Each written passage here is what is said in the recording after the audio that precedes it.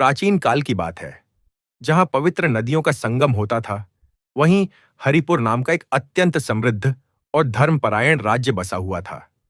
यहाँ के राजा धर्मसेन थे, जो भगवान श्री हरि विष्णु के अनन्य भक्त और देवगुरु बृहस्पति के परम सेवक थे।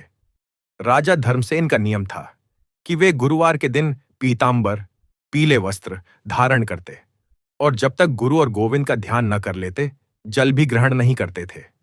उनके राज्य में कभी अकाल नहीं पड़ता था, क्योंकि राजा का मानना था कि संपत्ति और सत्ता नारायण की अमानत है, मैं केवल इसका रखवाला हूं। किंतु राजा के जीवन में एक गहरा विषाद था। उनके 3 पुत्र थे, जो राजा के संस्कारों के बिल्कुल विपरीत थे, और उनके कारण राज्य का भविष्य अंधकारमय दिख रहा था। सबसे बड़ा पुत्र प्रताप सिंह था। उसे अपनी राजसत्ता और दंड नीति पर घमंड था। उसका मानना था कि राजा भगवान से भी ऊपर होता है। वह अर्षियों के आश्रमों को हटवाकर वहां महल बनवाना चाहता था और कहता, धर्म केवल कमजोरों का सहारा है, क्षत्रिय का धर्म केवल विजय है। दूसरा पुत्र धनंजय था। वह अत्यंत चतुर व्यापारी बुद्धि का था, लेकिन लोभ ने उसे अंधा कर दिया था। उसके लिए लक्ष्मी का अर्थ केवल स्वर्ण मुद्राएं थीं, न कि मां महालक्ष्मी की कृपा। वह कहता, विष्णु की पूजा क्यों करनी, धन है तो सब कुछ है। वह गरीबों का शोषण करता और दान पुण्य को धन की बर्बादी मानता। तीसरा पुत्र विद्याधर था। उसने कई शास्त्र पढ़े थे, लेकिन उसे अपनी विद्या का भीषण अहंकार था। वह गुरु तत्व का अपमान करता था। वह देवगुरु बृहस्पति के नियमों की खिल्ली उड़ाता और कहता, गुरु की आवश्यकता केवल अज्ञानियों को होती है, मैं तो स्वयं ज्ञानी हूं। वह बड़ों का आदर करना भूल चुका था।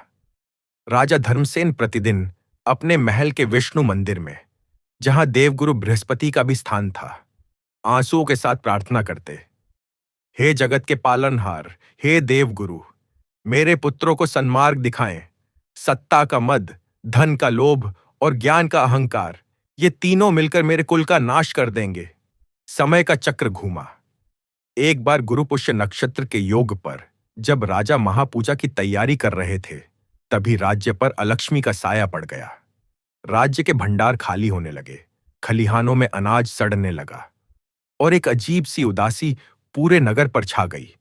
प्रजा में हाहाकार मच गया।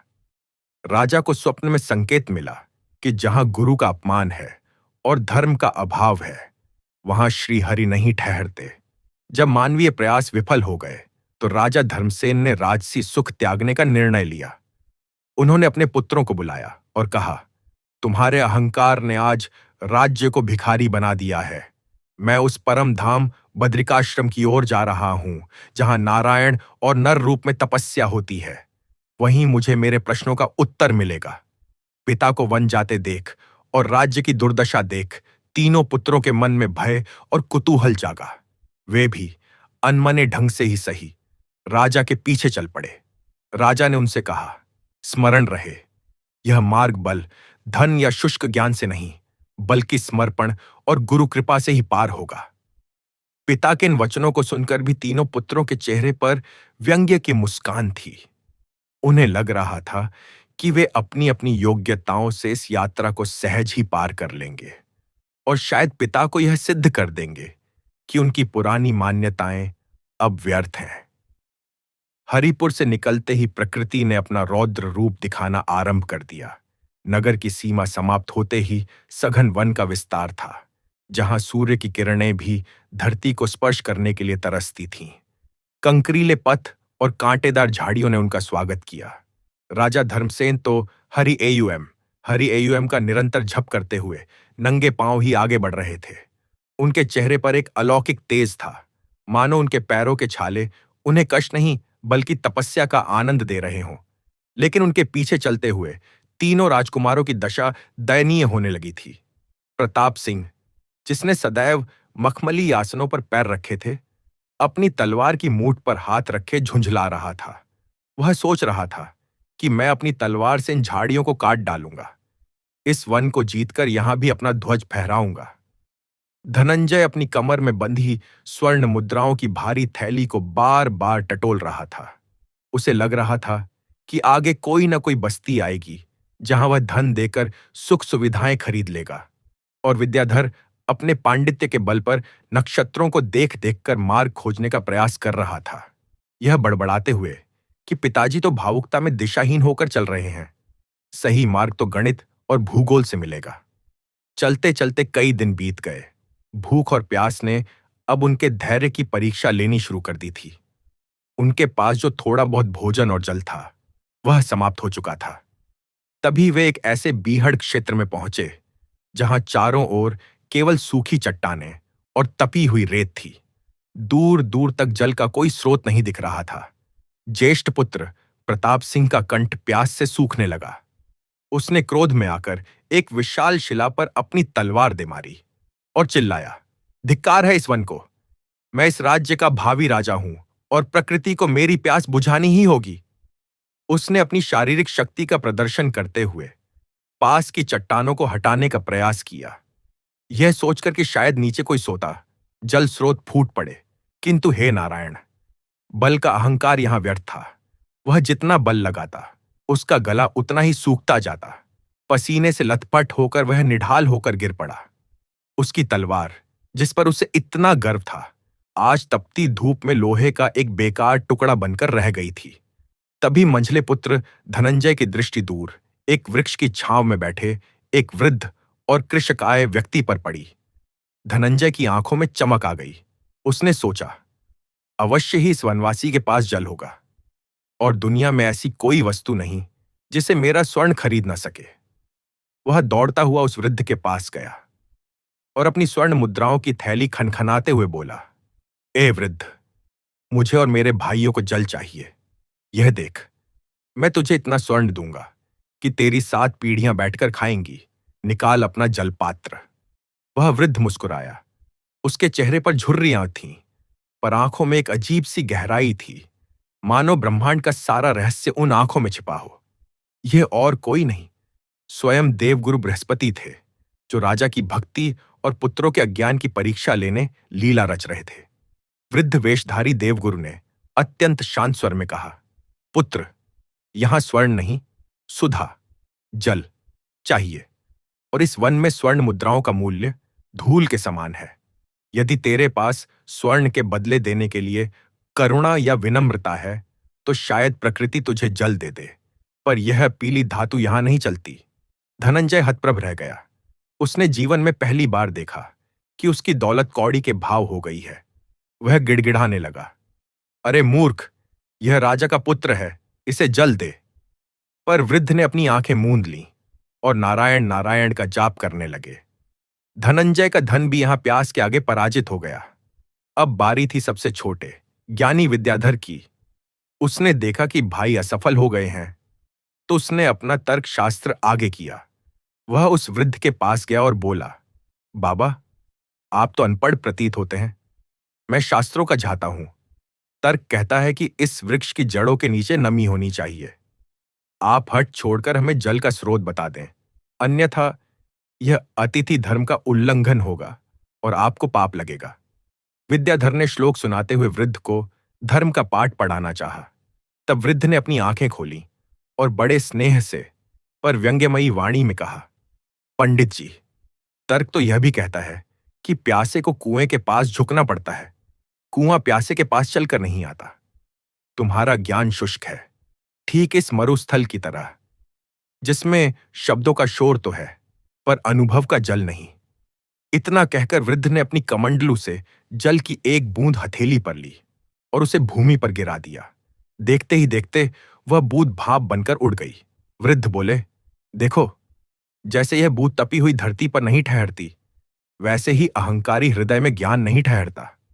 तीनों भाई हताश, निराश और प्यास से व्याकुल होकर अपने पिता राजा धर्मसेन के पास लौट आए। राजा एक सूखी हुई तुलसी के पौधे के पास नतमस्तक बैठे थे। उन्होंने पुत्रों की दशा देखी और समझ गए कि उनका बल, धन और तर्क तीनों परास्त हो चुके हैं।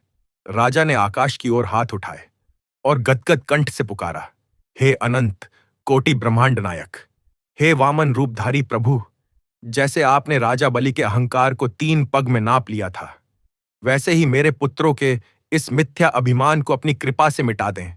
हे देवगुरु, हमें मार्ग दिखाएं। राजा की प्रार्थना में वह शक्ति थी जो हृदय से निकलती है। तभी वह वृद्ध ब्राह्मण, जो कुछ ही दूरी पर बैठे थे, उठकर राजा के पास आए। वृद्ध देवगुरु ने कहा, राजन, तुम्हारी पुकार वैकुंठ तक पहुंची है। और फिर उन्होंने अपनी लकड़ी की लाठी, जो वास्तव में एक दंड था, जमीन पर मारी। आश्चर्य! जहां प्रताप की तलवार टूट गई थी, जहां धनंजय का सोना काम न आया और जहां विद्याधर का विज्ञान फेल हो गया, वहां एक संत की लकड़ी के स्पर्श मात्र से शीतल जल की धारा फूट पड़ी। कल कल करती वह धारा मानो गंगा मैया का ही स्वरूप हो। राजा ने सबसे पहले उस जल को नमन किया, उसे मस्तक से लगाया और फिर आचमन किया। तीनों पुत्र अवाक रह गए। उन्होंने लपक कर पानी पीना चाहा, पर वृद्ध ने अपनी लाठी अड़ा दी। ठहरो! उनकी आवाज में अब एक दैवीय अधिकार था। यह जल केवल प्यास बुझाने के लिए नहीं है, यह दीक्षा है। क्या तुम तीनों अपनी भूल स्वीकार करने को तत्पर हो? भूख और प्यास से टूट चुके प्रताप सिंह ने सबसे पहले अपना सिर झुकाया। उसने कहा, महाराज, मैंने सोचा था कि मेरी भुजाओं में संसार को जीतने की शक्ति है, पर आज एक बूंद जल के लिए मैं विवश हो गया। मेरी तलवार इस पत्थर से जल नहीं निकाल सकी। वृद्ध ब्राह्मण ने उसके सिर पर हाथ रखा और कहा, पुत्र प्रताप, शक्ति का स्रोत शरीर नहीं, आत्मा है, और आत्मा का बल धर्म है। जब तक शक्ति धर्म के अधीन नहीं होती, वह केवल विनाश करती है। रावण के पास भी अपार बल था, पर धर्म नहीं था, इसलिए वह नष्ट हुआ। जबकि वानर सेना के पास केवल राम नाम का संबल था, और उन्होंने समुद्र भी लांघ लिया।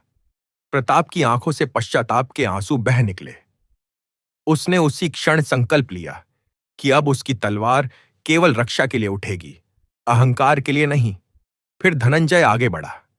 उसने अपनी स्वर्ण मुद्राओं की थैली उस जलधारा के किनारे रख दी और हाथ जोड़कर बोला, मैंने समझा था कि लक्ष्मी को कैद करके रखा जा सकता है, पर आज देख लिया कि प्राण बचाने के लिए इस सोने का कोई मोल नहीं। वृद्ध देवगुरु ने उसे समझाया, धनंजय, लक्ष्मी चंचला है। वे केवल वहीं स्थिर रहती हैं जहां उनके पति नारायण का वास होता है। तुम नारायण को छोड़कर लक्ष्मी को भोगना चाहते थे, यही तुम्हारा पाप था। याद रखो, धन जब सेवा बनता है तो वह लक्ष्मी कहलाता है, और जब वह संग्रह बनता है तो वह केवल माया और विपत्ति लाता है। धनंजय को समझ आ गया कि सच्चा धन संतोष और परोपकार है। अंत में विद्याधर, जो अब तक मौन था, चरणों में गिर पड़ा। हे महात्मा, मैंने शास्त्रों को केवल वाद विवाद का साधन समझा। मैं गुरु को मनुष्य समझकर उनकी उपेक्षा करता रहा। वृद्ध का स्वरूप अब बदलने लगा। उनके शरीर से एक दिव्य पीत ज्योति निकलने लगी। वे साक्षात देवगुरु बृहस्पति के रूप में प्रकट नहीं हुए, बल्कि उसी ब्राह्मण वेश में उन्होंने विद्याधर को ज्ञान दिया।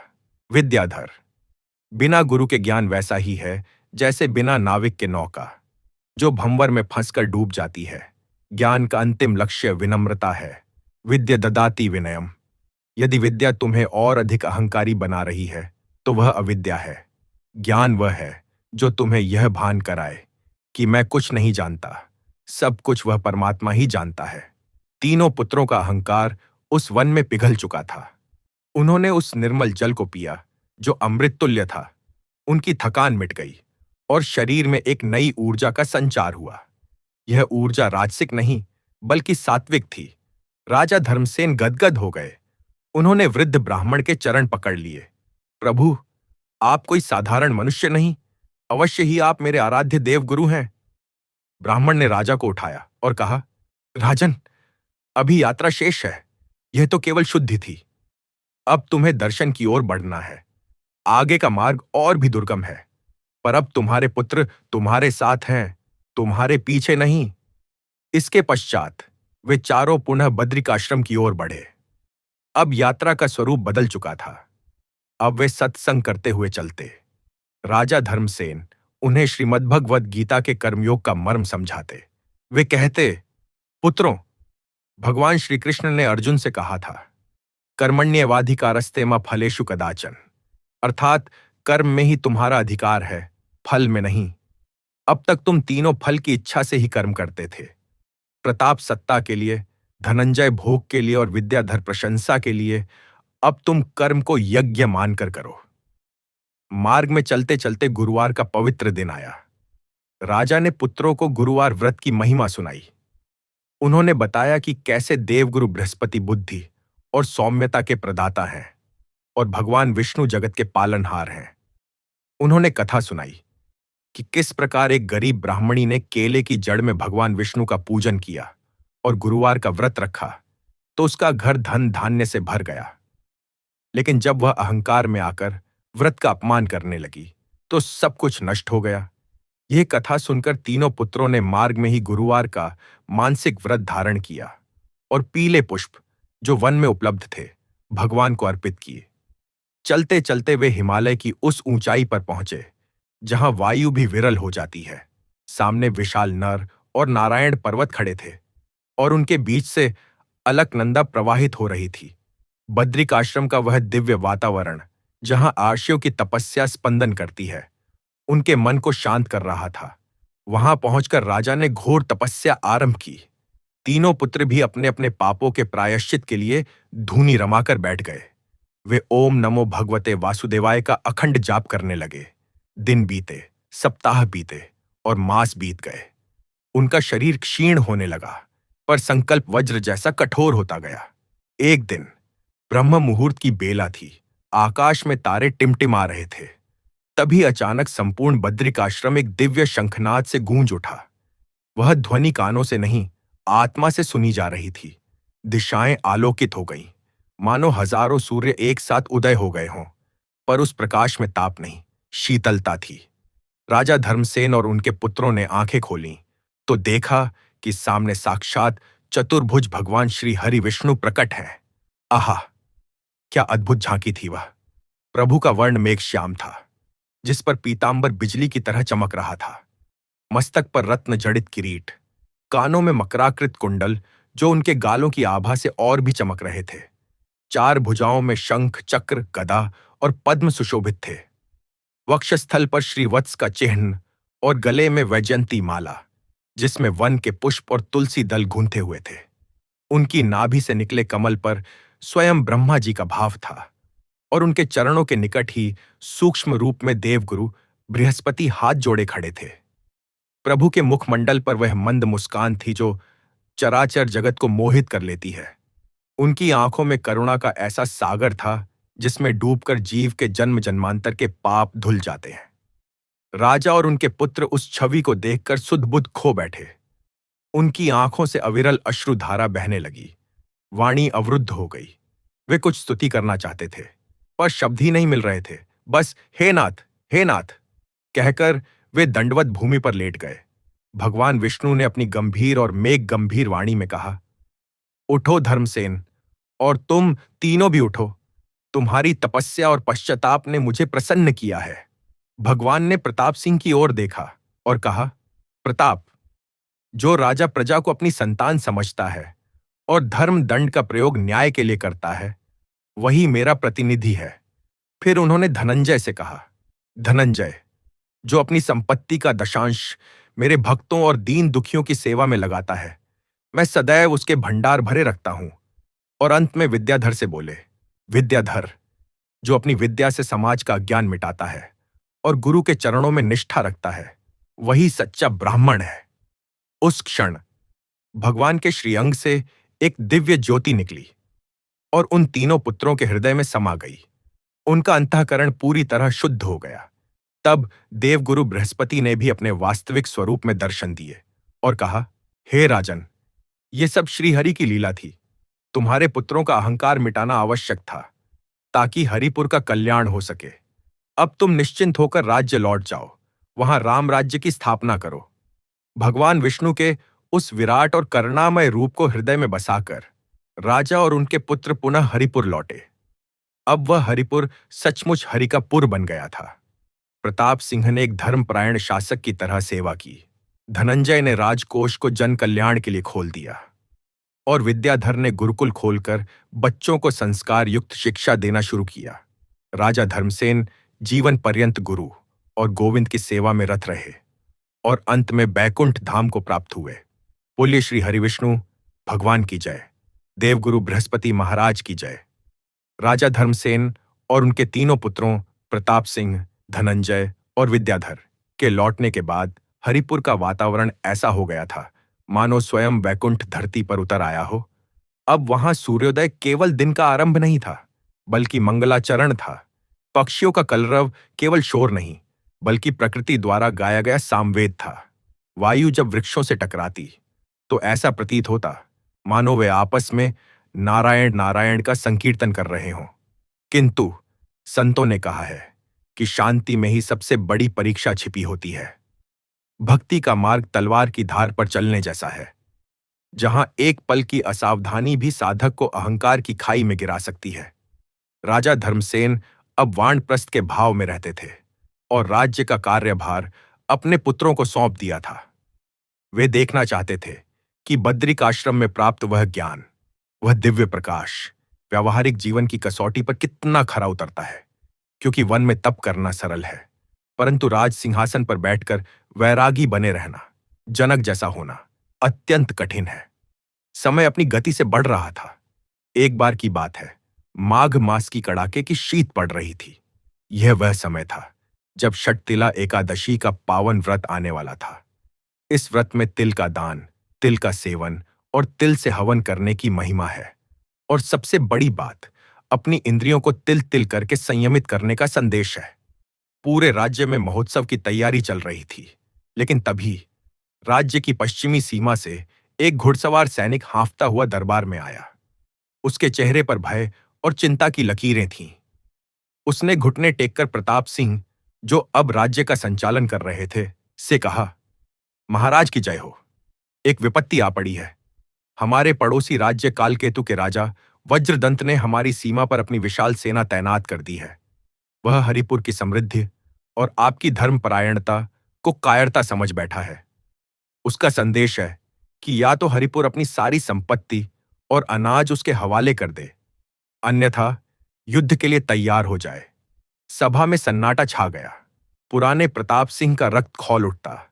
वह तत्काल म्यान से तलवार खींच लेता और युद्ध की घोषणा कर देता, परंतु यह वह प्रताप नहीं था। यह बद्रिकाश्रम से लौटा हुआ, गुरु कृपा से सराबोर प्रताप था। उसने अपने नेत्र मूंदे, अपने हृदय में स्थित भगवान श्रीहरि का स्मरण किया और शांत स्वर में बोला, युद्ध अंतिम विकल्प है। प्रथम नहीं, वज्रदंत को अनाज चाहिए। संभवतः उसके राज्य में अकाल पड़ा होगा और भूख मनुष्य की मति भ्रष्ट कर देती है।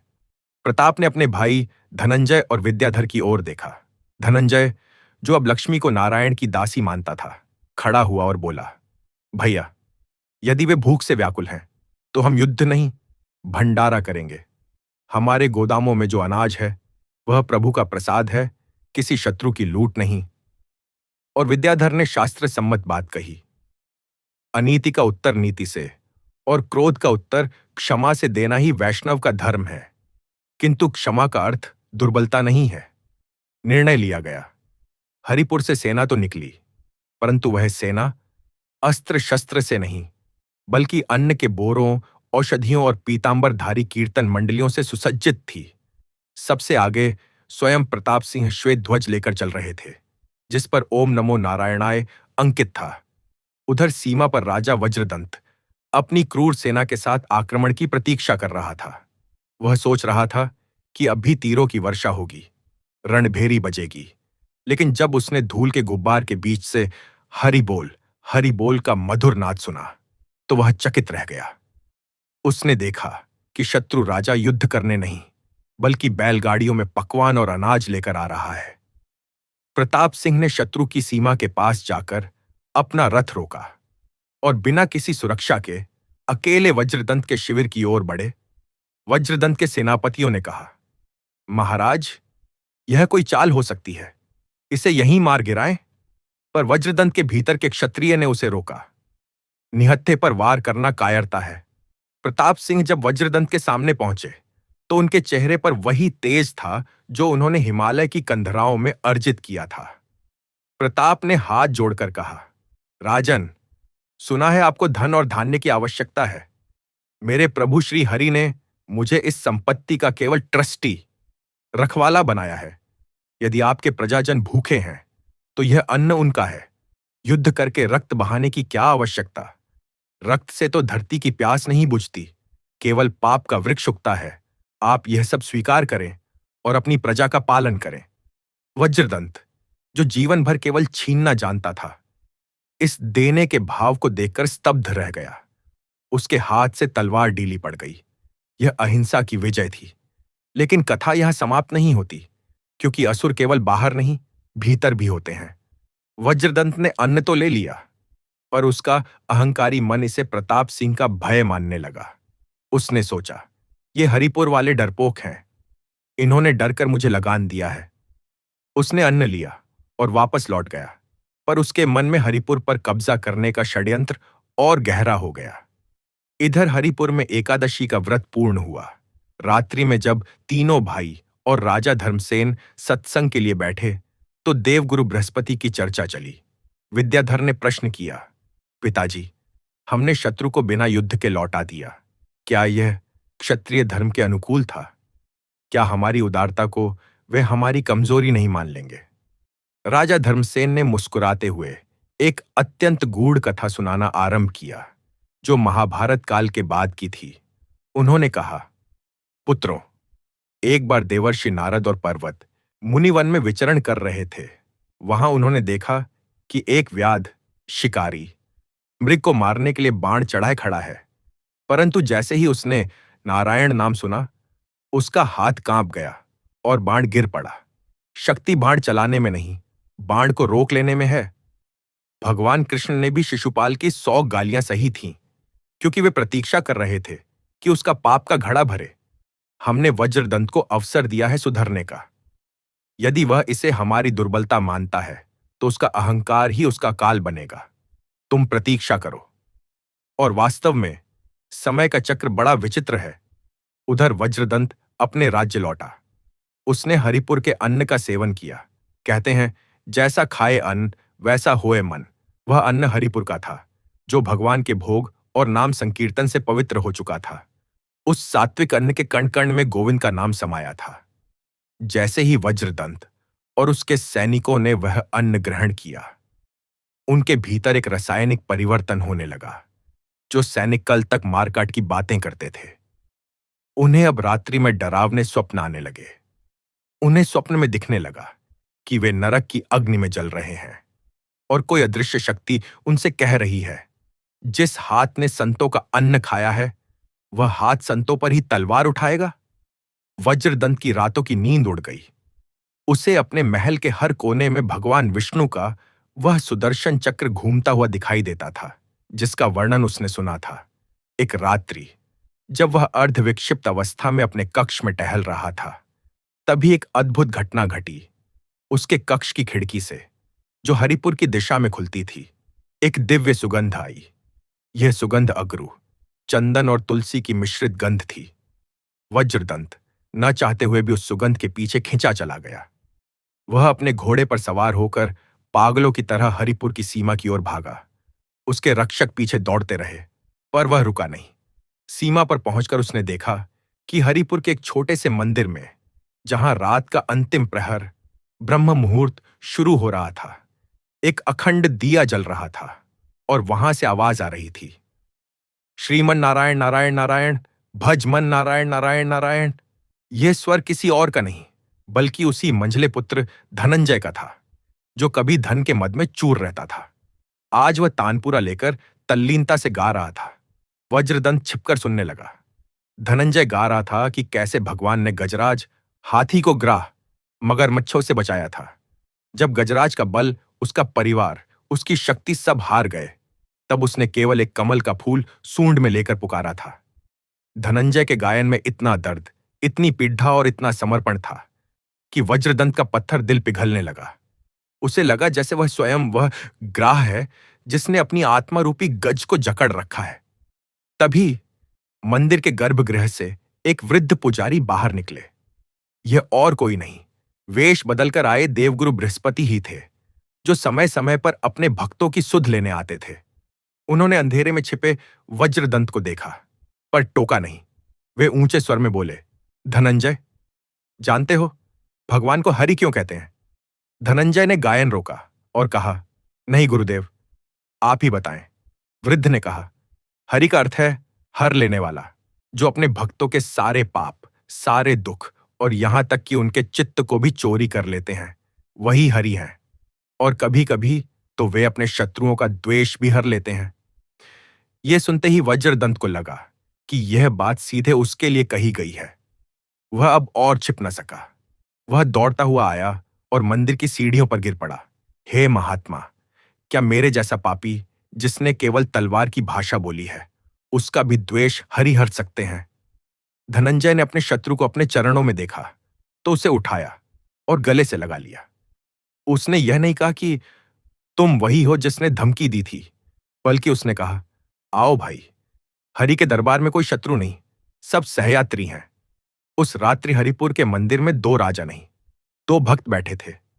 इस घटना ने पूरे आर्यावर्त में यह संदेश फैला दिया कि शस्त्र से तो केवल शरीर जीते जाते हैं, पर शास्त्र और प्रेम से आत्मा जीती जाती है। हरिपुर अब केवल एक राज्य नहीं रह गया था, वह एक तीर्थ बन चुका था। किंतु कथा में अभी और गहरे उतरना शेष है, क्योंकि भक्ति की गहराइयों का कोई अंत नहीं। सुख और शांति के दिन बीत रहे थे कि एक दिन देवर्षि नारद, जो त्रिभुवन में भ्रमण करते रहते हैं, अपनी वीणा बजाते हुए बैकुंठ लोक पहुंचे। भगवान विष्णु शेष शैया पर विश्राम कर रहे थे। माता लक्ष्मी उनके चरण दबा रही थी। नारद जी ने प्रणाम किया और व्यंग्य विनोद में बोले, प्रभु, पृथ्वी पर आपके भक्त धर्मसेन और उसके पुत्रों की बड़ी चर्चा है। लगता है अब आपको बैकुंठ छोड़कर हरिपुर में ही वास करना पड़ेगा। भगवान विष्णु ने मंद मुस्कान के साथ कहा, देवर्षि, सोना जितना तपता है उतना ही कुंदन बनता है। मेरे भक्त अभी सुख की परीक्षा में उत्तीर्ण हुए हैं, पर क्या वे वियोग की परीक्षा में भी उत्तीर्ण होंगे? भक्ति का सर्वोच्च शिखर संयोग नहीं, विरह है। जब गोपियां मुझे अपने पास पाती थीं तो सुख था, पर जब मैं मथुरा गया तब उनके विरह ने उन्हें मुझसे भी एकाकार कर दिया। मुझे देखना है कि क्या धर्मसेन के पुत्र मेरे अभाव में भी मुझे उतना ही प्रेम करते हैं। और प्रभु की इच्छा मात्र से हरिपुर के भाग्य में एक नया मोड़ आया। एक दिन अचानक मंदिर से भगवान विष्णु की वह प्राचीन मूर्ति, जिसकी वे पीढ़ियों से पूजा करते आ रहे थे, अंतर्ध्यान हो गई। गर्भगृह सूना हो गया। न कोई चोर आया, न कोई सेंध लगी, बस सिंहासन खाली था। जब प्रातःकाल राजा धर्मसेन पूजा के लिए आए और सिंहासन खाली देखा तो उनके प्राण कंठ में आ गए। यह उनके लिए मृत्यु से भी बड़ा आघात था। मेरे प्रभु कहाँ गए? क्या मुझसे कोई अपराध हुआ? क्या मेरे पुत्रों से कोई भूल हुई? पूरे राज्य में शोक की लहर दौड़ गई। लोग रोने लगे। प्रताप, धनंजय और विद्याधर, जो अब तक हर विपत्ति का सामना धैर्य से कर रहे थे, अब विचलित हो उठे। विद्याधर ने ज्योतिष गणना की, पर सब व्यर्थ। धनंजय ने गुप्तचर दौड़ाए, पर भगवान को कौन ढूंढ सकता है जब तक वे स्वयं न मिलना चाहें। तब राजा धर्मसेन ने अन्न जल का त्याग कर दिया। उन्होंने कहा, जब तक मेरे गोविंद वापस नहीं आएंगे, या मुझे यह झात नहीं होगा कि वे मुझसे क्यों रूठे हैं, मैं इस देह में प्राण नहीं रखूंगा। मंदिर के खाली सिंहासन के सामने अखंड कीर्तन शुरू हुआ। यह विरह का कीर्तन था। इसमें उत्सव का उल्लास नहीं, बल्कि बिछड़ने की तड़प थी। दिन बीतते गए। राजा का शरीर सूखकर कांटा हो गया। तीनों पुत्र पिता की दशा देखकर रोते, पर राजा को केवल एक ही धुन थी, हे गोविंद, हे दामोदर, हे माधव, दर्शन दो। यह विरह इतना तीव्र था कि इसने राजा के मन से राज्य, पुत्र, प्रतिष्ठा सब कुछ मिटा दिया। अब केवल कृष्ण शेष रह गए थे।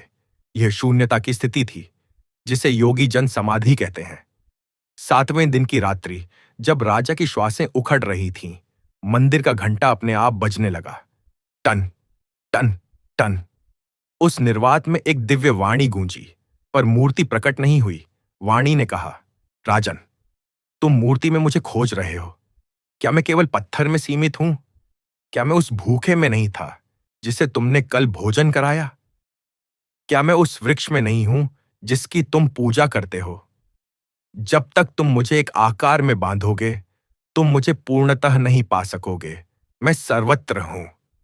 इस वाणी ने राजा के ज्ञान चक्षु पूरी तरह खोल दिए। उन्हें समझ आया कि भगवान अंतर्ध्यान नहीं हुए, बल्कि उन्होंने उन्हें विराट दृष्टि दी है।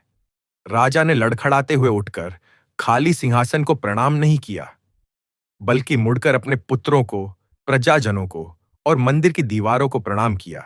वे चिल्लाए, देखो, देखो, सब में वही हैं, प्रताप में विष्णु, धनंजय में विष्णु, इस हवा में विष्णु। राजा धर्मसेन अब उन्मत्त, दिव्य पागलपन अवस्था को प्राप्त हो गए थे। यह भक्ति की वह अवस्था है जहां भक्त को हर कण में भगवान दिखने लगते हैं। वे अब राजा नहीं रहे, वे अवधूत बन गए, और इसी दिव्य भाव में रहते हुए एक दिन पूर्णिमा की रात्रि को उन्होंने अपने नश्वर शरीर का त्याग कर दिया। उनका जाना मृत्यु नहीं, महाप्रयाण था। आकाश से पुष्प वर्षा हुई और विमान उन्हें लेने आया। पिता के जाने के बाद तीनों पुत्रों पर दुखों का पहाड़ टूट पड़ा, लेकिन इस दुख ने उन्हें तोड़ा नहीं, बल्कि और निखार दिया। उन्होंने समझ लिया कि पिता कहीं गए नहीं, बल्कि वे उस परम ज्योति में विलीन हो गए हैं जिसकी वे जीवन भर आराधना करते थे। अब प्रताप सिंह ने विधिवत राज्याभिषेक स्वीकार किया, परंतु एक नए नियम के साथ। उसने राज सिंहासन पर पिता की चरण पादुकाएं रखी और स्वयं नीचे बैठकर राजकाज चलाने लगा। उसने विद्याधर से कहा, भाई, अब हमें इस ज्ञान को केवल हरिपुर तक सीमित नहीं रखना है। हमें धर्म विजय के लिए निकलना होगा, शस्त्र से नहीं, शास्त्र से। और यहीं से कथा का एक नया अध्याय आरंभ होता है, धर्म विजय यात्रा। तीनों भाइयों ने निर्णय लिया कि वे बारी बारी से देशाटन करेंगे, और जहां जहां अधर्म, कुरीतियां और अज्ञान फैला है, वहां देवगुरु बृहस्पति के ज्ञान और विष्णु भक्ति का प्रचार करेंगे। सबसे पहले विद्याधर की बारी आई। वह दक्षिण दिशा की ओर चला, जहां अंधक वन नाम का एक भयानक जंगल था। सुना था कि वहां कपालिकों और तामसिक शक्तियों का बोलबाला था। वहां के लोग भूत प्रेतों की पूजा करते थे और नरबलि देते थे।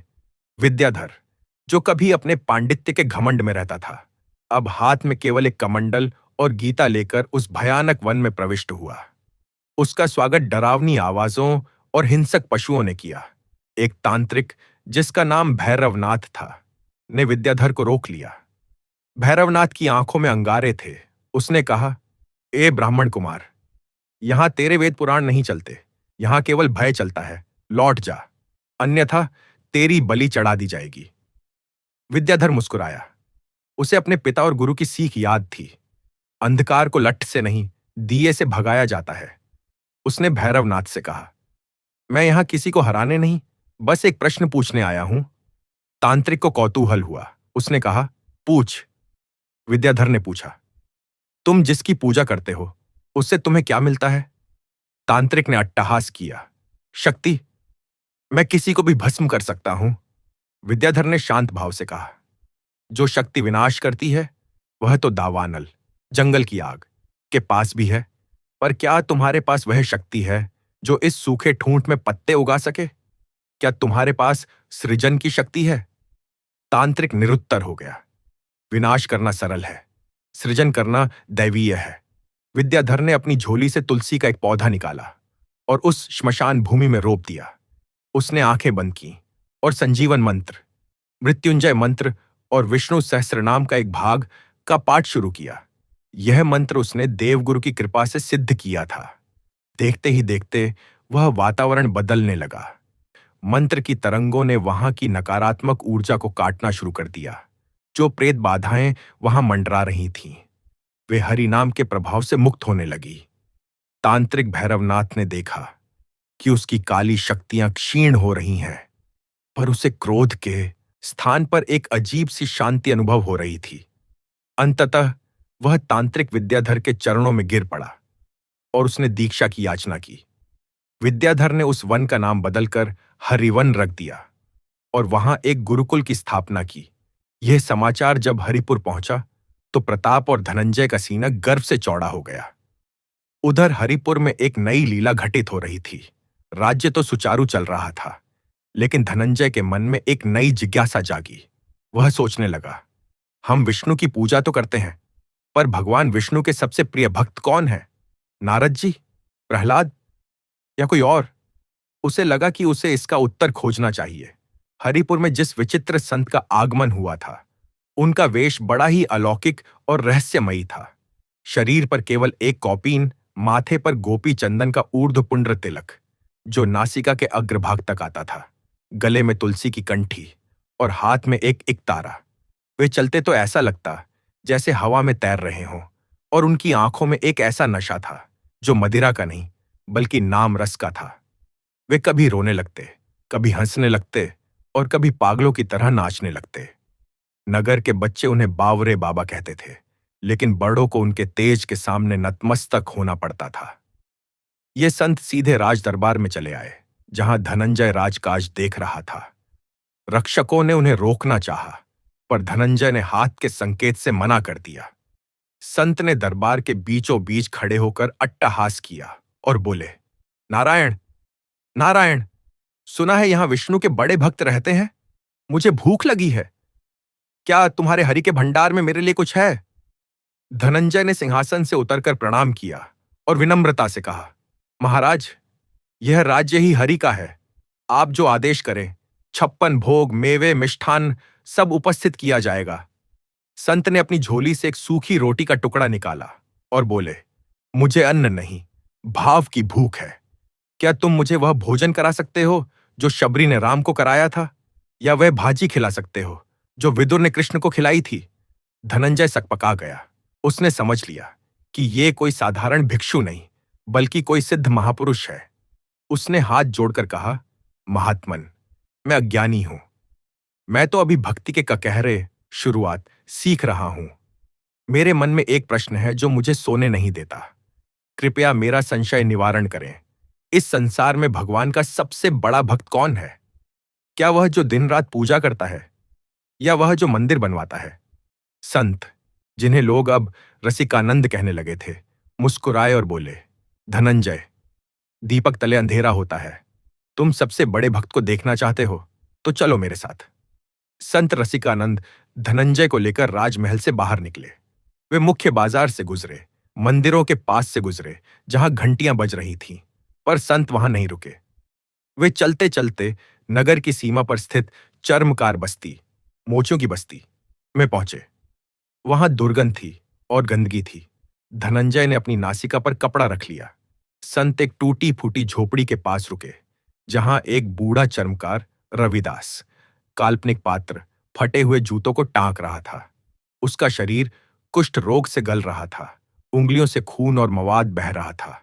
मक्खियां भिन भिना रही थीं। वह अपनी सुई चलाता और हर टांके के साथ बोलता, हे गोविंद, तेरा शुक्र है। हे माधव, तेरी कृपा है। संत ने धनंजय को इशारे से चुप रहने को कहा। तभी उस बूढ़े की सुई उसकी घायल उंगली में चुभ गई। गहरा घाव हो गया और रक्त की धार बह निकली। साधारण मनुष्य होता तो हाय तौबा मचाता या भगवान को कोसता, पर उस बूढ़े के मुख से निकला, आहा, मेरे नाथ, आज तुमने मुझे जगा दिया। कहीं मैं काम में इतना न खो जाऊं कि तुम्हें भूल जाऊं, इसीलिए तुमने यह पीड़ा दी। तुम्हारी हर अदा प्यारी है, चाहे फूल बरसाओ या शूल कांटे चुभाओ। वह बूढ़ा अपनी पीड़ा को ऐसे सहला रहा था जैसे वह भगवान का दिया हुआ प्रसाद हो। संत रसिकानंद ने धनंजय की ओर देखा और धीरे से कहा, देख रहे हो धनंजय, तुम सुख में हरि को याद करते हो, यह दुख में भी हरि को धन्यवाद देता है। जो भगवान की दी हुई पीड़ा को भी आलिंगन समझे, उससे बड़ा भक्त त्रिभुवन में कोई नहीं। धनंजय की आंखों से अश्रुधारा बह निकली। उसका वह भ्रम टूट गया कि राजसी पूजा पाठ ही श्रेष्ठ भक्ति है। उसने दौड़कर उस कुष्ठ रोगी के चरण पकड़ लिए। उस स्पर्श से धनंजय के भीतर की रही सही घृणा भी समाप्त हो गई। वापस लौटते समय मार्ग में एक सरोवर के किनारे बैठकर संत रसिकानंद ने धनंजय को कच्छप अवतार, कूर्म अवतार की एक अद्भुत कथा सुनाई, जो उन्होंने पहले कभी नहीं सुनी थी। संत बोले, राजन, सुनो। समुद्र मंथन की कथा तो सब जानते हैं कि कैसे मंदराचल पर्वत को मथानीय बनाया गया और भगवान विष्णु ने कछुए, कूर्म का रूप धरकर उसे अपनी पीठ पर धारण किया। पर इसका आध्यात्मिक रहस्य बहुत गहरा है। संसार एक सागर है, हमारा मन मंदराचल पर्वत है और हमारी वासनाएं वासुकी नाग हैं। जब हम भक्ति का मंथन करते हैं तो मन रूपी पर्वत डूबने लगता है, अवसाद डिप्रेशन में जाने लगता है। तब भगवान कूर्म बनकर हमारे जीवन के आधार बनते हैं। कछुए की एक विशेषता होती है, जब कोई संकट आता है तो वह अपने छहों अंगों, चार पैर, पूंछ और सिर को खोल शैल के अंदर समेट लेता है। इसी प्रकार सच्चा भक्त वही है जो संकट आने पर अपनी पांचों इंद्रियों और छठे मन को समेटकर अपने हृदय रूपी खोल में स्थित भगवान में लगा दे। संत ने आगे कहा, भगवान की पीठ अत्यंत कठोर थी, जिस पर विशाल पर्वत घूम रहा था। शास्त्रों में वर्णन आता है कि पर्वत के घूमने से भगवान को ऐसा सुख मिल रहा था जैसे कोई उनकी पीठ खुजला रहा हो। सोचो, जिस भार से दुनिया दब जाए, भगवान उसे खुजली मिटाने जितना हल्का मानते हैं। भक्त को भी ऐसा ही होना चाहिए। संसार के बड़े से बड़े दुख को वह भगवान की लीला मानकर हंसते हुए सह ले। इस सत्संग का धनंजय पर गहरा प्रभाव पड़ा। उसने राज्य में एक नई घोषणा करवाई। राज्य का कोई भी व्यक्ति, चाहे वह किसी भी वर्ण या दशा में हो, यदि हरि भक्त है तो वह पूजनीय है। समय का पहिया आगे बढ़ा। अब कथा का रुख सबसे बड़े भाई प्रताप सिंह की ओर मुड़ता है। प्रताप, जो अब राजा थे, उनके सामने एक धर्म संकट आ खड़ा हुआ। एक दिन भरी सभा में एक रोती हुई स्त्री आई। उसके साथ जंजीरों में जकड़ा हुआ एक युवक था। वह युवक कोई और नहीं बल्कि प्रताप सिंह के बचपन के मित्र और सेनापति विक्रांत का इकलौता पुत्र विजय था। स्त्री ने पुकार की, महाराज, न्याय करें। इस युवक ने मदिरा के नशे में रत दौड़ते हुए मेरे पति को कुचल दिया। मैं विधवा हो गई, मेरे बच्चे अनाथ हो गए। मुझे खून के बदले खून का न्याय चाहिए। प्रताप सिंह कांप उठे। विजय उनके प्रिय मित्र का पुत्र था और भावी सेनापति भी। सेनापति विक्रांत ने घुटने टेक दिए। महाराज, पुत्र मोह मुझे रोकता है, पर धर्म मुझे कहता है कि अपराधी को दंड मिले। आप जो निर्णय लेंगे वह मुझे स्वीकार होगा। पूरी सभा की सांसें थम गईं। एक तरफ राजधर्म था, दूसरी तरफ मित्र धर्म और दया। यदि प्रताप मृत्युदंड देते हैं तो एक होनहार योद्धा मारा जाएगा और मित्र का वंश डूब जाएगा। यदि छोड़ देते हैं तो न्याय का अपमान होगा। प्रताप ने नेत्र मूंदे और मन ही मन भगवान विष्णु के नरसिंह रूप का ध्यान किया। वह रूप जो अत्यंत कठोर भी है और प्रहलाद के लिए अत्यंत कोमल भी। तभी सभा में बैठे कुलगुरु, जो अब विद्याधर के स्थापित गुरुकुल के आचार्य थे, ने प्रताप को एक संकेत दिया। उन्होंने कहा, राजन, शास्त्रों में प्राणदंड का विकल्प भी है, यदि पीड़ित पक्ष स्वीकार करे, और वह है जीवन भर की दास्ता और प्रायश्चित। प्रताप ने उस विधवा स्त्री से पूछा, माता, यदि मैं इस युवक का वध कर दूं तो तुम्हें केवल संतोष मिलेगा, पर तुम्हारे बच्चों का भरण पोषण नहीं होगा। पर यदि यह युवक अपना पूरा जीवन तुम्हारे और तुम्हारे बच्चों की सेवा में समर्पित कर दे, तुम्हारे परिवार का दास बनकर रहे, अपनी सारी संपत्ति तुम्हारे नाम कर दे और आजीवन ब्रह्मचर्य का पालन करते हुए प्रायश्चित करे, तो क्या तुम्हें स्वीकार है? वह स्त्री कुछ पल मौन रही। उसने विजय की आंखों में देखा, जिनमें अब नशा नहीं, मृत्यु का भय और पश्चाताप था। स्त्री के भीतर की अमां जाग उठी। उसने कहा, महाराज, मार देने से मेरा सुहाग नहीं लौटेगा। यदि यह जीवित रहकर रोज अपने पाप को याद करे और मेरे बच्चों का पिता बनकर नहीं बल्कि सेवक बनकर उनका पालन करे तो मुझे स्वीकार है। इसे जीवित मृत्यु का दंड दिया जाए। प्रताप सिंह ने निर्णय सुनाया। विजय के राजसी वस्त्र उतार लिए गए। उसे साधारण वस्त्र पहनाकर उस विधवा के घर सेवा करने भेज दिया गया। यह न्याय न केवल दंड था बल्कि सुधार का एक अवसर भी था। इस निर्णय ने प्रताप सिंह की कीर्ति को दसों दिशाओं में फैला दिया।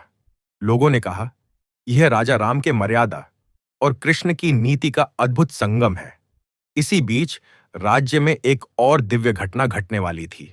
हरिपुर के मंदिर में, जहां से भगवान की मूर्ति अंतर्ध्यान हुई थी, अब वहां केवल एक शालिग्राम शिला स्थापित थी। लोग उसी की पूजा करते थे।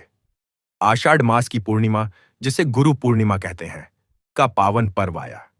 तीनों भाई प्रताप, धनंजय और विद्याधर ने निश्चय किया कि इस बार वे एक महायज्ञ करेंगे जिसमें 108 गांवों के लोगों को आमंत्रित किया जाएगा। यज्ञ का उद्देश्य था विश्व शांति और भगवत प्रीति। यज्ञ की तैयारियां चल रही थीं। यज्ञ वेदी बनाई जा रही थी। तभी एक समस्या आ गई। यज्ञ के लिए जो अरणि मंथन लकड़ी रगड़कर अग्नि प्रकट करना, कि पवित्र लकड़ी चाहिए थी। वह गीली हो गई थी क्योंकि पिछली रात भारी वर्षा हुई थी। बिना पवित्र अग्नि के यज्ञ शुरू नहीं हो सकता था, और दूसरी सूखी अरणी लकड़ी लाने में कई दिन लग जाते। मुहूर्त निकला जा रहा था। ब्राह्मण चिंतित थे। अब शकुन हो गया, यज्ञ खंडित होगा। तब विद्याधर, जिसने दक्षिण के वनों में तप किया था और मंत्र सिद्धि प्राप्त की थी, आगे आया। उसने कहा, निराश न हो, अग्नि केवल लकड़ी में नहीं, हमारी वाणी और भक्ति में भी है। विद्याधर यज्ञ कुंड के पास बैठ गया। उसने ऋग्वेद के अग्नि सूक्त का पाठ आरंभ किया, लेकिन यह पाठ केवल कंठ से नहीं, नाभि कमल से हो रहा था। एयुएम अग्निमीले पुरोहितम यज्ञस्य देवमृत विजम। जैसे जैसे मंत्रों का घोष बढ़ता गया, विद्याधर का शरीर तपने लगा। उसके तप का तेज वातावरण में फैल गया। तीनों भाइयों ने मिलकर भगवान सूर्य और अग्निदेव का आवाहन किया। हे अग्निदेव, यदि हमारी भक्ति में सत्यता है, यदि हमने मन, वचन और कर्म से कभी धर्म का पालन किया है, तो आप बिना माचिस, बिना घर्षण के प्रकट हों। सन्नाटा छा गया। हजारों की भीड़ सांस रोके देख रही थी, और तभी एक चमत्कार हुआ। यज्ञ कुंड के बीचों बीच गीली लकड़ियों से पहले धुआं उठा, और फिर अचानक धधक करके एक दिव्य अग्नि प्रज्वलित हो उठी। वह अग्नि सामान्य पीली या लाल नहीं, बल्कि उसमें नील वर्ण, नीली आभा मिश्रित थी, मानो स्वयं भगवान नारायण अग्नि रूप में पधारे हों। वह कोई साधारण अतिथि नहीं था। उसका वर्ण घने काले बादलों जैसा था। उसने काले वस्त्र धारण किए थे, और उसके हाथ में एक दंड था। उसके आते ही हवा रुक गई, पक्षियों का कलरव शांत हो गया, और वातावरण में एक भारीपन आ गया।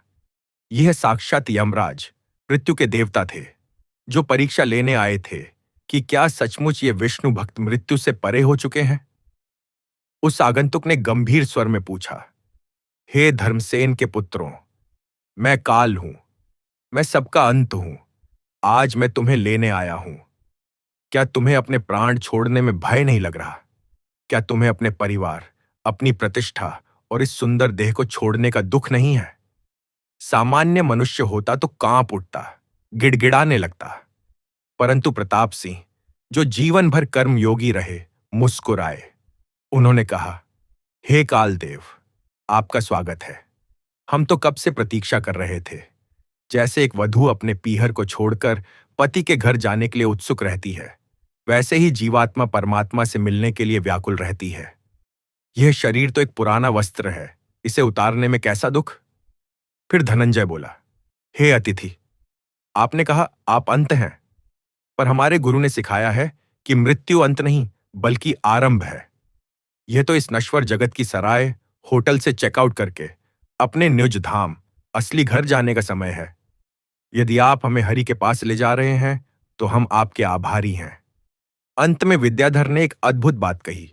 उसने कहा, मृत्यु का भय उसे होता है जिसे लगता है कि वह मर जाएगा, पर हम तो वह आत्मा है जिसे न शस्त्र काट सकते हैं, न अग्नि जला सकती है। आप केवल मेरे शरीर को ले जा सकते हैं, मैं तो शाश्वत हूं। तीनों भाइयों की निर्भयता देखकर यमराज, जो काल रूप में आए थे, अपने वास्तविक धर्मराज स्वरूप में प्रकट हो गए। उनके चेहरे पर सौम्यता थी। उन्होंने नतमस्तक होकर कहा, धन्य है। मैंने अनेक आर्ष मुनियों को देखा है जो मृत्यु के समय विचलित हो जाते हैं, पर तुम तीनों ने तो मृत्यु को ही महोत्सव बना दिया। सच है, जहां राम नाम का कवच है, वहां काल का दंड भी पुष्प बन जाता है। यमराज ने आगे कहा, मैं तुम्हें लेने नहीं, बल्कि एक संदेश देने आया था। अभी तुम्हारा कार्य पूर्ण नहीं हुआ है। बैकुंठ में अभी तुम्हारे लिए स्थान आरक्षित है, पर पृथ्वी को अभी तुम्हारे तप की ओर आवश्यकता है। उत्तर दिशा में हिमालय की गोद में एक गुप्त गुफा है, सिद्ध गुहा।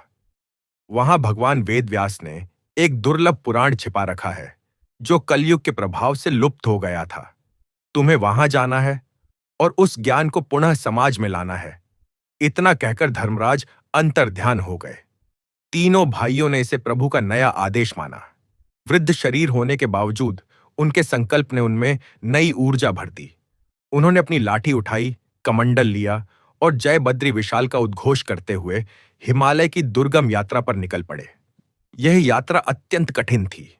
बर्फीले तूफान, हिंसक पशु और ऑक्सीजन की कमी, प्रकृति हर कदम पर परीक्षा ले रही थी।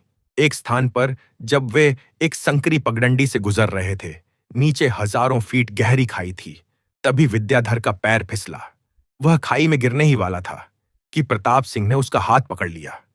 प्रताप खुद भी फिसलने लगे। दोनों मृत्यु के मुख में थे।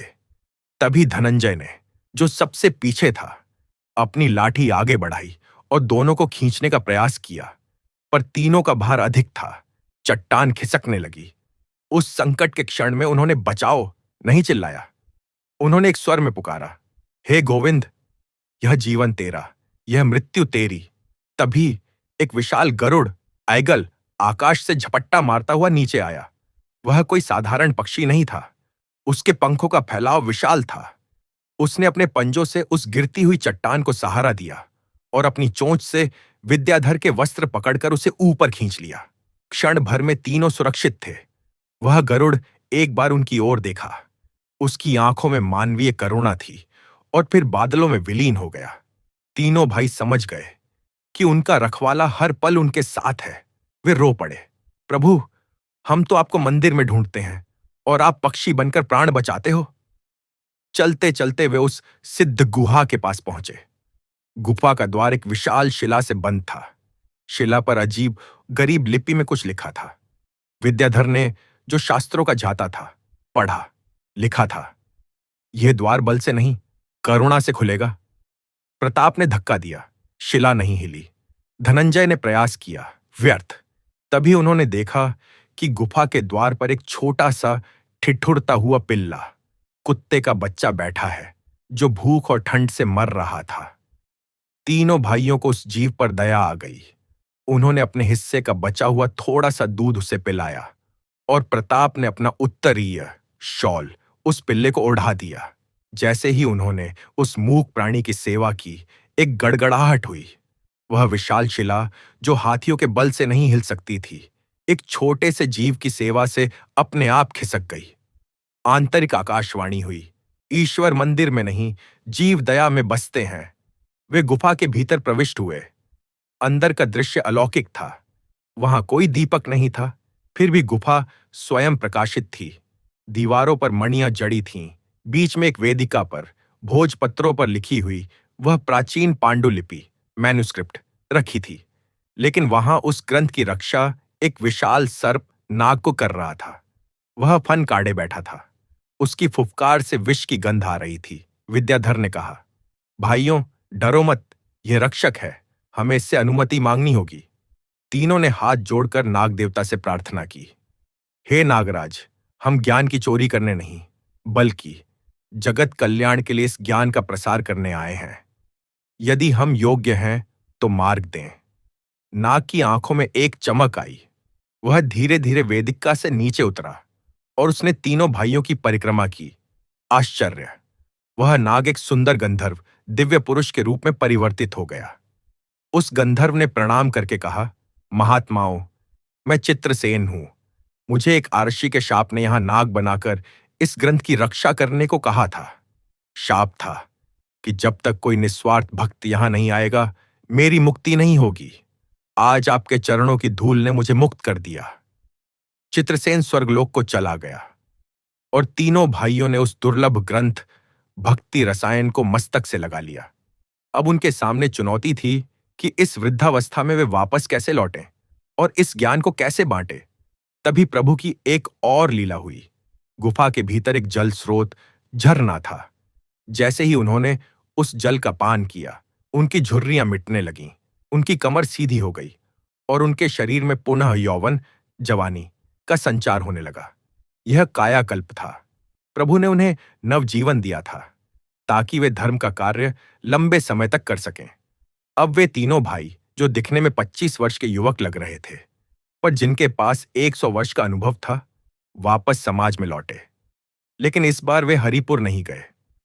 उन्होंने सोचा, हरिपुर में तो धर्म स्थापित है, अब हमें वहां जाना चाहिए जहां धर्म का लोप हो चुका है। वे म्लेच्छ देश की ओर बढ़े। जहां लोग ईश्वर को नहीं मानते थे, जहां केवल भोग और हिंसा का साम्राज्य था। वहां पहुंचकर उन्होंने देखा कि वहां का राजा कालासुर अत्यंत क्रूर था। उसने घोषणा कर रखी थी कि जो भी भगवान का नाम लेगा, उसकी जीभ काट दी जाएगी। तीनों भाई साधारण वेश में उस राज्य की राजधानी में दाखिल हुए। उन्होंने देखा कि लोग डरे हुए हैं, मंदिरों को मदिरालय बना दिया गया है। धनंजय ने एक योजना बनाई। उसने एक व्यापारी का वेश धरा और बाजार में एक दुकान खोली, पर वह सामान नहीं, विचार बेचता था। वह लोगों को मुफ्त में मीठा जल पिलाता और धीरे से कहता, राधे राधे। शुरुआत में लोग डरते, पर उस मीठे जल और मीठी वाणी का जादू चलने लगा। धीरे धीरे लोग छिप छिपकर उनके पास आने लगे। प्रताप सिंह ने वहां के युवाओं को अखाड़े में कुश्ती सिखाना शुरू किया, पर कुश्ती के साथ साथ वह उन्हें मन को जीतने का कौशल भी सिखाते। विद्याधर ने वैद्य डॉक्टर का रूप लिया और रोगियों का उपचार करते हुए उन्हें मानसिक शांति की दवा यानी नाम जाप देने लगा। बात राजा कालासुर तक पहुंची। उसने आदेश दिया, पकड़ लाओ उन तीनों विद्रोहियों को। तीनों भाइयों को दरबार में जंजीरों में जकड़कर लाया गया। कालासुर ने अपनी खड्ग तलवार निकाली और गरजा, सुना है तुम लोग किसी विष्णु का प्रचार करते हो? कहां है तुम्हारा विष्णु? बुलाओ उसे, वरना अभी तुम्हारे सिर धड़ से अलग होंगे। प्रताप सिंह, जिसकी भुजाओं में अब भी दिव्य बल था, ने जंजीरों को तोड़ा नहीं, जबकि वह तोड़ सकता था। उसने शांत भाव से कहा, राजन, हमारा विष्णु तेरी तलवार की धार में भी है और तेरी आंखों की पुतली में भी। तू उसे मार नहीं सकता, क्योंकि तू स्वयं उसी का एक अंश है, बस भटक गया है। कालासुर क्रोध से पागल हो गया। उसने प्रहार करने के लिए तलवार उठाई। तभी दरबार के कोने से एक छोटी सी बालिका, जो राजा की ही पुत्री रत्नावली थी, दौड़ती हुई आई और उसने अपने पिता का हाथ पकड़ लिया। पिताजी, रुकिए। कल रात मैंने स्वप्न में इन्हीं तीन महापुरुषों को देखा था और इनके पीछे एक चतुर्भुजधारी पुरुष खड़ा था, जिसके हाथों में चक्र था। यदि आपने इन्हें मारा तो हमारा वंश नष्ट हो जाएगा। कालासुर अपनी पुत्री से बहुत प्रेम करता था। वह ठिठक गया। उसने कहा, ठीक है, मैं इन्हें नहीं मारूंगा, पर इन्हें एक परीक्षा देनी होगी। मेरे राज्य में एक पागल हाथी है जिसे कोई वश में नहीं कर सका। यदि ये तीनों उस हाथी के सामने जीवित बच गए तो मैं मान लूंगा कि इनका भगवान सच्चा है। अगले दिन रंगशाला, अरैना खचाखच भरी थी। तीनों भाइयों को निहत्था मैदान में छोड़ दिया गया। सामने से वज्रदंती नामक मदमस्त हाथी छोड़ा गया। हाथी चिंगारता हुआ उनकी ओर दौड़ा। धूल का गुब्बार उठा। जनता ने आंखें मूंद लीं, परंतु तीनों भाई अपनी जगह से हिले नहीं। उन्होंने एक त्रिकोण ट्रायंगल बनाया। प्रताप आगे, धनंजय और विद्याधर पीछे। उन्होंने अपनी दृष्टि उस हाथी की आंखों में गड़ा दी और मन ही मन नृसिंह मंत्र का जाप किया। हाथी जब एकदम निकट आया तो अचानक वह रुक गया। उसका मद, नशा उतर गया। उसे उन तीनों युवकों में तीन महावत नहीं, बल्कि तीन दिव्य तेजपुंज दिखाई दिए।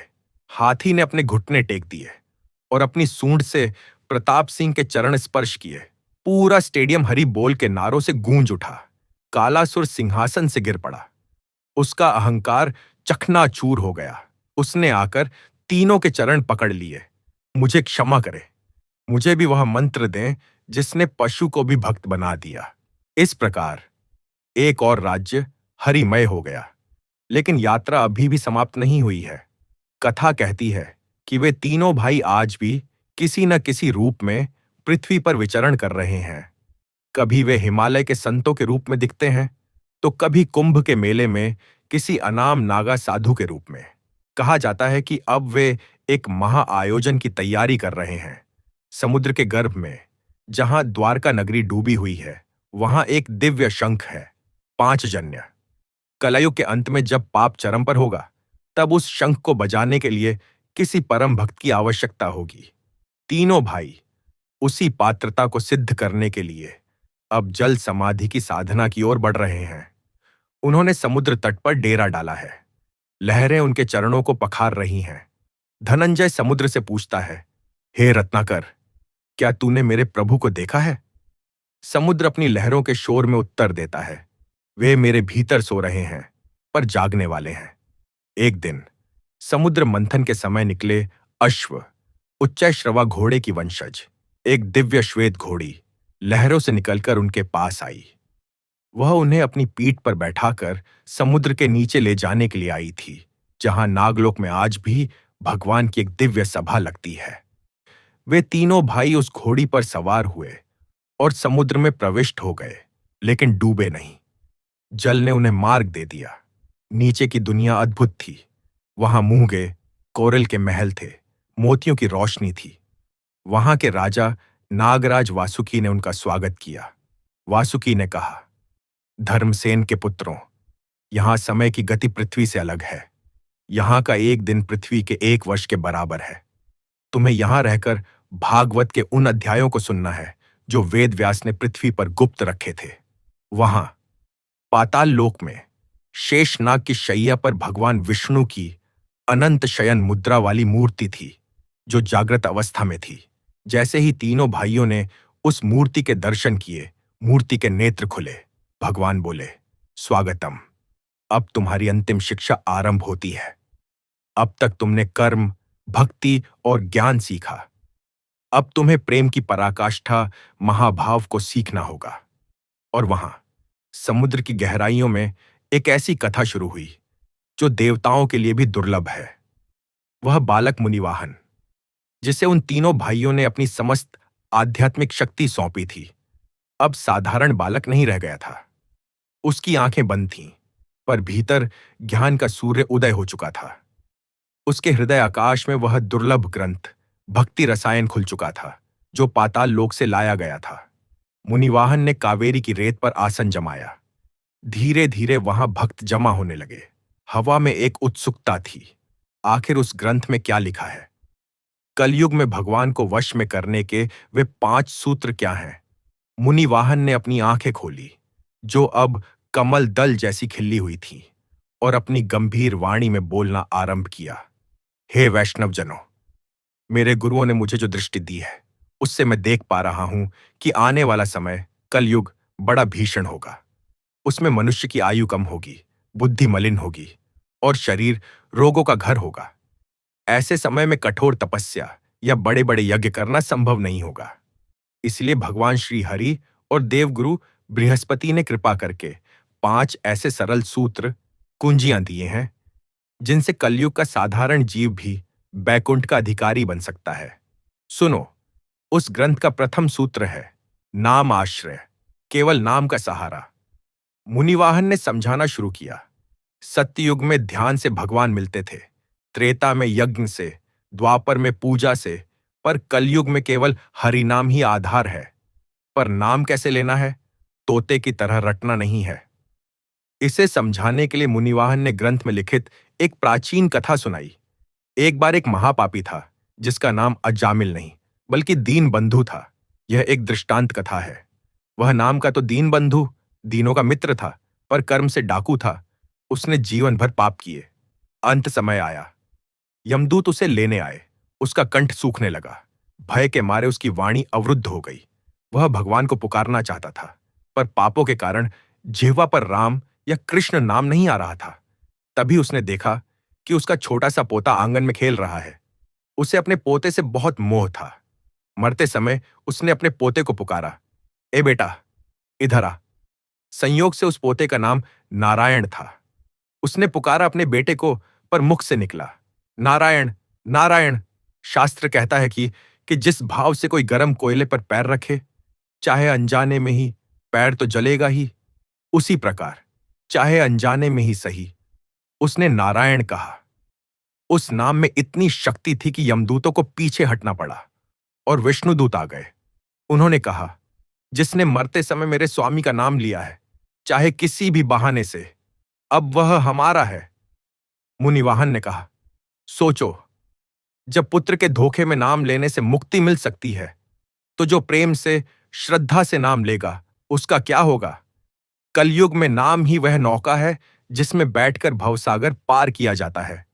फिर मुनिवाहन ने द्वितीय सूत्र का उद्घाटन किया, मानसी सेवा, मन से सेवा करना। उसने कहा, कलयुग में बहुत से लोग कहेंगे कि हमारे पास धन नहीं है, हम मंदिर कैसे बनवाएं, हम स्वर्ण आभूषण कैसे चढ़ाएं। तो यह सूत्र उनके लिए है। भगवान को वस्तु नहीं, भाव चाहिए। मुनिवाहन ने एक अत्यंत भावुक कथा सुनाई। एक निर्धन ब्राह्मण था। उसके पास भगवान को चढ़ाने के लिए एक दाना भी नहीं था। उसने गुरु से पूछा, मैं पूजा कैसे करूं? गुरु ने कहा, बेटा, आंखें बंद कर और मन ही मन पूजा कर। वह ब्राह्मण रोज आंखें बंद करता और कल्पना, विजुअलाइजेशन करता। वह कल्पना करता कि मैं गंगा किनारे गया हूं, स्वर्ण कलश में जल भरा है, मैंने भगवान को स्नान कराया है, फिर मखमल के वस्त्र पहनाए हैं, फिर 56 भोग बनाए हैं। यह उसकी नित्य क्रिया बन गई। एक दिन उसने मन ही मन खीर बनाई। उसे लगा कि खीर बहुत गर्म है। जांचने के लिए उसने मन में ही खीर के बर्तन को उंगली से छुआ। आश्चर्य! उसकी स्थूल भौतिक उंगली सचमुच जल गई। बैकुंठ में बैठे भगवान विष्णु जोर से हंस पड़े। माता लक्ष्मी ने पूछा, प्रभु, आप क्यों हंसे? भगवान ने कहा, देवी, मेरा एक भक्त मन में खीर बना रहा था और वह इतना डूब गया कि उसकी उंगली जल गई। अब मैं उसकी बनाई खीर खाने जा रहा हूं। मुनिवाहन ने कहा, देखो, भगवान ने मन की खीर स्वीकार कर ली। इसलिए कलयुग में यदि तुम शरीर से असमर्थ हो तो मन से भगवान के चरण दबाओ, मन से उन्हें भोग लगाओ, वह उसे साक्षात स्वीकार करेंगे। इसके पश्चात तृतीय सूत्र बताया गया, तत्सुख सुखित्वम, भगवान के सुख में अपना सुख मानना। यह भक्ति की ऊंची अवस्था है। मुनिवाहन ने कहा, हम मंदिर जाते हैं तो मांगते हैं, प्रभु, मेरा बेटा पास हो जाए, मेरी बीमारी ठीक हो जाए। यह व्यापार है, प्रेम नहीं। सच्चा प्रेम वह है जब भक्त कहे, प्रभु, आप कैसे हैं? आपके पैरों में कांटा तो नहीं चुभा? आपको भूख तो नहीं लगी? उदाहरण देते हुए मुनिवाहन ने विदुरानी, विदुर जी की पत्नी, की कथा को नए संदर्भ में सुनाया। जब भगवान श्री कृष्ण विदुर जी के घर गए तो विदुरानी स्नान कर रही थीं। भगवान की आवाज सुनते ही वे सुध बुध खो बैठीं। वे दौड़कर आईं और भगवान को केले खिलाने लगीं। प्रेम में इतनी पागल थीं कि केले का गूदा फल फेंक देतीं और छिलका भगवान के मुख में देतीं।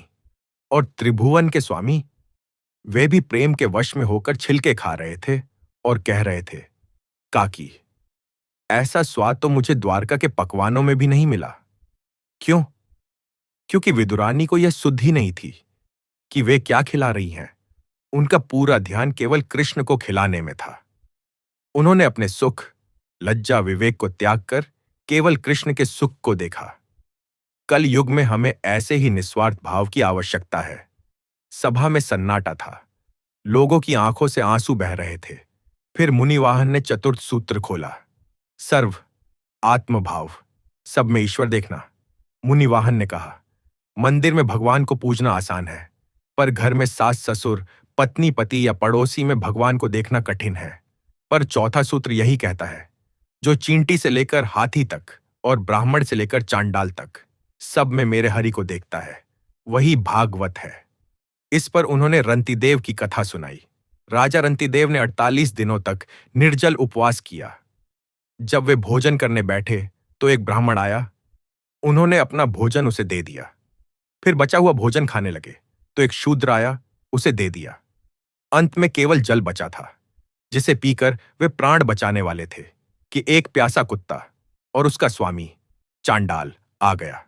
रंतिदेव ने वह जल उस कुत्ते को पिला दिया और हाथ जोड़कर कहा, न मुझे राज्य चाहिए न मोक्ष। मैं चाहता हूं कि सब प्राणियों के दुख मेरे भीतर आ जाएं और वे सुखी हो जाएं। जैसे ही जल कुत्ते के मुख में गया, वहां साक्षात ब्रह्मा, विष्णु और महेश प्रकट हो गए। मुनिवाहन ने जोर देकर कहा, कलयुग में यज्ञ की अग्नि में घी डालने से बड़ा पुण्य किसी भूखे के पेट की अग्नि शांत करना है। यही भगवान की सच्ची पूजा है। अंत में पंचम और अंतिम सूत्र, प्रपत्ति, पूर्ण शरणागति / सरेंडर। मुनिवाहन ने गहरी सांस ली और कहा, यह सबसे गुप्त रहस्य है। जब सारे प्रयास विफल हो जाएं, जब ज्ञान हार जाए, कर्म थक जाए और योग सध न पाए, तब क्या करें? तब बस दोनों हाथ ऊपर उठा दें, सरेंडर, जैसे द्रौपदी ने किया था। जब तक उसने एक हाथ से साड़ी पकड़ी थी, अपने बल का भरोसा था, भगवान नहीं आए। जब उसने दोनों हाथ छोड़ दिए और कहा, हे गोविंद, अब लाज रहे या जाए, मैं तेरी हूं, उसी क्षण वस्त्र बढ़ गया। प्रपत्ति का अर्थ है, हे नाथ, मैं जैसा भी हूं, अच्छा या बुरा, पापी या पुण्यात्मा, तेरा हूं। अब तू चाहे मार या तार, मैं अपनी रक्षा का भार तुझे सौंपता हूं। बिल्ली का बच्चा अपनी मां को नहीं पकड़ता, मां उसे पकड़ती है। हमें भी बिल्ली के बच्चे की तरह मार्जार न्याय भगवान पर आश्रित हो जाना चाहिए। इन 5 सूत्रों की व्याख्या करने के बाद मुनिवाहन मौन हो गए। वातावरण में एक दिव्य ऊर्जा का संचार हो गया था। लेकिन श्रोतागण, भगवान की लीला देखिए। ज्ञान देना आसान है, उसे जीना कठिन। मुनिवाहन की परीक्षा का समय भी निकट आ रहा था। सभा समाप्त हुई। लोग अपने अपने घर चले गए। मुनिवाहन अकेले बैठे थे। तभी वहां श्रीरंगम मंदिर के मुख्य पुजारी, प्रधान अर्चक आए। वे बड़े कर्मकांडी और कुलीन ब्राह्मण थे। उन्हें यह बात चुभ रही थी कि एक अछूत बालक व्यास गद्दी पर बैठकर उपदेश दे रहा है। पुजारी ने क्रोध में आकर कहा, ए बालक, बातें बनाना आसान है। तूने कहा कि भगवान सब में है। क्या इस पत्थर में भी हैं? क्या मुझ में भी हैं? अगर हैं तो दिखा, और अगर नहीं दिखा पाया तो मैं तुझे मंदिर की सीमा से बाहर निकलवा दूंगा। मुनिवाहन ने विनम्रता से हाथ जोड़े और कहा, स्वामी, दूध में मक्खन होता है, पर दिखता नहीं, उसे मथना पड़ता है। मेरे पास मथानी भक्ति घार ही है। आपके पास केवल बर्तन अहंकार है, इसीलिए आपको नहीं दिख रहा। इस उत्तर ने पुजारी के क्रोध में घी का काम किया। पुजारी ने अपना खड़ाऊं, लकड़ी की चप्पल उठाया और मुनिवाहन के सिर पर दे मारा। पाखंडी, मुझे ज्ञान सिखाता है। मुनिवाहन के माथे से रक्त की धारा बह निकली। वे गिरे नहीं, क्रोधित नहीं हुए। वे शांत भाव से खड़े रहे। रक्त उनकी आंखों में आ रहा था। उन्होंने हाथ जोड़कर कहा, स्वामी, आपने मेरे शरीर को मारा, पर मेरे भीतर बैठे रंगनाथ को चोट न लग जाए, मुझे इसकी चिंता है। और उसी क्षण एक हाहाकार मच गया। मंदिर के गर्भगृह से पुजारियों के चिल्लाने की आवाजें आने लगीं। अनर्थ हो गया, अनर्थ हो गया। वह मुख्य पुजारी दौड़ता हुआ अंदर गया। उसने देखा कि भगवान रंगनाथ की विशाल काले पत्थर की मूर्ति के माथे से ठीक उसी जगह से ताजा खून बह रहा है जहां उसने मुनिवाहन को मारा था। पुजारी के हाथों से खड़ाऊं गिर गया। उसने कपड़े से खून पोंछने की कोशिश की, पर खून रुक नहीं रहा था। भगवान की मूर्ति की आंखों से भी आंसू बह रहे थे। यह समाचार जंगल की आग की तरह फैला। हजारों लोग मंदिर में जमा हो गए। वह पुजारी, जो अब भी अहंकार में था, अब भय और पश्चाताप से कांप रहा था। वह समझ गया कि उसने बालक को नहीं, स्वयं भगवान को मारा है। वह दौड़ता हुआ बाहर आया और मुनिवाहन, जिसके माथे से अब भी रक्त बह रहा था, के चरणों में गिर पड़ा। वह उस धूल में लौटने लगा। मुझे क्षमा कर दो, मैं अंधा था। मैंने जाति देखी, ज्योति नहीं देखी। मुनिवाहन ने उसे उठाया। मुनिवाहन ने अपनी चोट की परवाह नहीं की। उन्होंने पुजारी के आंसू पोंछे और कहा, स्वामी, रोइए मत। ये तो मेरे प्रभु की लीला है। वे दिखाना चाहते थे कि भक्त के ये हरि बसत है। भक्त के हृदय में हरि बसते हैं। आज आपने मुझे स्वीकार कर लिया, यही मेरी दक्षिणा है। तब मुनिवाहन ने मंदिर की दिशा में देखकर एक पद गाया। जैसे ही उन्होंने गाया, मूर्ति से बहता रक्त बंद हो गया और वहां चंदन का लेप अपने आप प्रकट हो गया। इस घटना के बाद मुनिवाहन को कंधे पर बैठाकर, क्योंकि वे पवित्र माने गए, गर्भगृह तक ले जाया गया। इतिहास में पहली बार अंत्यज, निम्न जाति को अग्रज, श्रेष्ठ का सम्मान मिला। समय बीतता गया। मुनिवाहन, जो अब तिरुप्पान आलवार के नाम से प्रसिद्ध हुए, ने उन 5 सूत्रों को भजनों, पासुरपकोल में पिरो दिया। उन्होंने दक्षिण भारत में भक्ति की वह आंधी चलाई जिसने जाति पाति के बंधनों को उखाड़ फेंका। पर कथा अभी भी शेष है, क्योंकि भक्ति रसायन ग्रंथ में एक अंतिम अध्याय भी था जिसे मुनिवाहन ने अभी तक नहीं खोला था। वह अध्याय था भगवान का विरह और मिलन। यह अध्याय एक भविष्यवाणी थी। उसमें लिखा था कि कलयुग के मध्य में एक समय आएगा जब भक्ति लुप्त होने लगेगी। लोग मशीनों, यंत्रों के गुलाम हो जाएंगे।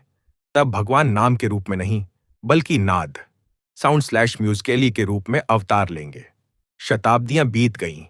अब हम कथा के उस पड़ाव पर आते हैं जो आज के समय के निकट है। एक दूर देश में, जहां लोग ईश्वर को भूल चुके थे, एक संगीतज्ञ, म्यूजिशियन का जन्म हुआ। उसका नाम सूरदास या मीरा नहीं था। वह आधुनिक वेशभूषा में रहता था, पर उसके कंठ में वही सप्त सुर थे जो कभी सामवेद में थे। वह संगीतज्ञ में गिटार बजाता था, पर जब वह तार छेड़ता तो सुनने वालों को समाधि लग जाती। उसे पता नहीं था कि उसके संगीत में जादू क्यों है। एक रात उसे स्वप्न में वही 3 संत, प्रताप, धनंजय, विद्याधर, दिखाई दिए। उन्होंने उसे स्वप्न में वह भक्ति रसायन ग्रंथ सौंपा। संगीतज्ञ ने पूछा, मैं तो संस्कृत नहीं जानता, मैं यह ग्रंथ कैसे पढ़ूंगा? संतों ने कहा, तुझे पढ़ने की आवश्यकता नहीं, तू बस गा। तेरे संगीत के माध्यम से हम कलयुग के युवाओं को जगाएंगे। जागने पर उस संगीतज्ञ ने एक नई धुन बनाई। उस धुन में कोई शब्द नहीं थे, केवल आलाप था, पर जो भी उसे सुनता उसके मन में वैराग्य जाग उठता। वह संगीत डिस्को और क्लबों में बजने लगा, पर वहां नाचने वाले लोग अचानक रुक जाते और रोने लगते। उन्हें अपने पापों का भान होने लगता। यह नाद ब्रह्म का चमत्कार था। भगवान ने शब्द का रूप छोड़कर स्वर का रूप ले लिया था। इसी बीच हिमालय की कंदराओं में, जहां आज भी कुछ अमर आत्माएं तपस्या कर रही हैं, एक हलचल हुई। देवगुरु बृहस्पति, जो सूक्ष्म रूप में वहां विराजमान है, ने ध्यान लगाया। उन्होंने देखा कि पृथ्वी पर धर्म की हानि चरम पर है, लेकिन भक्ति नए रूपों में, संगीत, सेवा, डिजिटल माध्यम अंकुरित हो रही है। उन्होंने भगवान विष्णु का आवाहन किया, प्रभु, अब क्या आज्ञा है? भगवान विष्णु ने कल की अवतार से पूर्व की एक विशेष लीला का संकेत दिया। भगवान बोले, गुरुवर, अभी मुझे तलवार उठाने, कल की रूप की आवश्यकता नहीं है। अभी मैं अपने भक्तों के हृदय में विवेक बनकर जन्म लूंगा। आप जाइए और पृथ्वी के हर उस व्यक्ति की बुद्धि में प्रवेश कीजिए जो सत्य की खोज कर रहा है। तो श्रोतागण, सावधान हो जाएं। हो सकता है देवगुरु बृहस्पति इस क्षण आपकी बुद्धि को भी प्रेरित कर रहे हों। यह कथा जो आप सुन रहे हैं, यह मात्र मनोरंजन नहीं है, यह उसी प्रेरणा का हिस्सा है। क्या आपको महसूस नहीं हो रहा कि यह कथा सुनते सुनते आपके भीतर भी कुछ बदल रहा है? कुछ शांत हो रहा है, कोई पुराना बोझ हल्का हो रहा है। यह कथा अनंत है, जैसे आकाश अनंत है, पर एक विशेष प्रसंग अभी भी बाकी है। कलयुग की गोपियां।